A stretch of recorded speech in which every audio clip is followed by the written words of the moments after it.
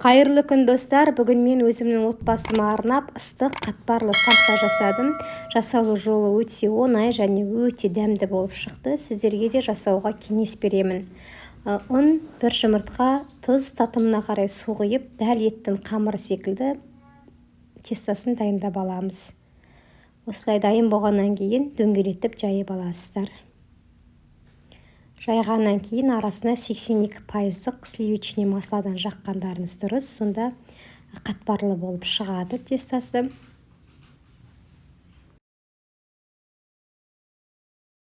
Мінекей, барлық жеріне жайып шықтым.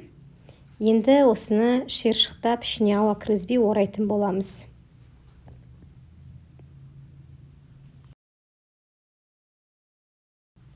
Осылай орап, 1 сағатқа морозильникке қалдырасыздар, бетін жауып.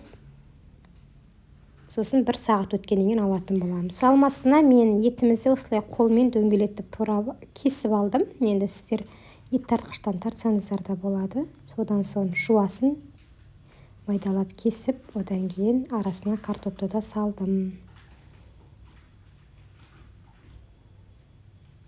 Татымына тұз, бұрыш қосып жақсылап тұрып араластырасыздар.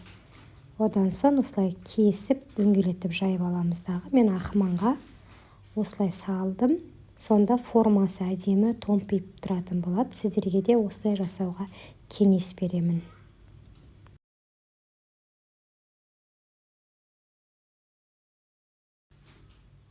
Бетіне жұмыртқасын жағып, үйде кунжут болса кунжуттан себіңіздер, духовкаға пісіріп аламыз.